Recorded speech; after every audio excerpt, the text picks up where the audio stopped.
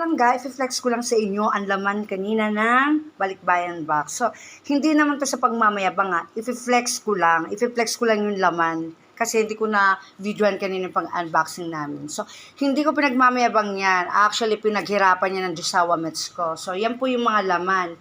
Ayan siya mga langga. Yan. Okay? And there's more. Ayan yung padala niya sa mga kanyang anakis. Yan, yung padala niya sa anak niya. So, may mga gatas, may mga Quaker Oats, ganyan. Yan. So, hindi to pagmamayabang. Piniflex ko lang mga langga. Remind ko lang sa inyo. Proud lang ako talaga and salute sa mga OFW na naisipan nilang mag-ipon para may mapauwi sa pamilya nila.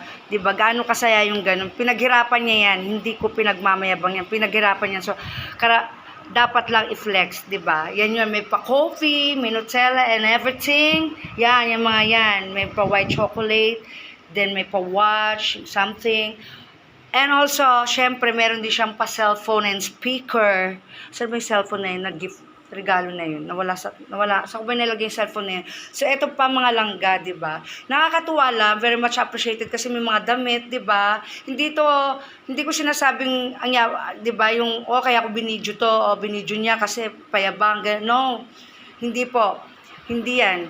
Don't put that in your mind. So, piniflex ko lang, to be honest, proud, dapat maging proud tayo sa mga OFW kasi pinaghirapan nila yan, pinag-ipunan nila yan para lang may padalas dito sa Pilipinas, para lang mapangiti nila tayo. Hindi natin alam yung hirap din nila, di ba? Minsan nga, tayo, papadala nila tayo, kumakain tayo ng masasarap dito, pero sila, natitiis nilang hindi kumain, di ba? Minsan, or either itlog na lang kinakain nila or pansit canton, di ba? So, dapat maging proud tayo sa mga OFW. Salute sa inyo mga OFW talaga. Sobra. And thank you sa Jusawa Mets ko na nagpadala ng mga pen and everything.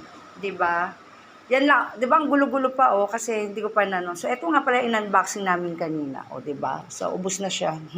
Yan. So, yan. May mga sapatos, may mga yung cellphone. Nasaan na ba? Thank you sa cellphone and everything. Yan. Diba? Wala kami yung chocolate factor na kasi hindi nga kami mahilig sa chocolate, mga langga. So, yan lang yung mga ganyan. So, pang kusina, alam niyo na, pang diet, ganon, sabon, yan, and everything. And thank you so much for watching, mga langga. Till next time. Remind ko ulit sa inyo, hindi po yan pagmamayabang. Kaya ako pinlex. I'm very appreciated and proud na sa mga OFW na nagpapadala ng ganyan, di ba? And after 48 years, my God, nakapagpadala, di ba? Char. Okay, have a great time and have a great day, mga langga. And thank you so much for watching this video.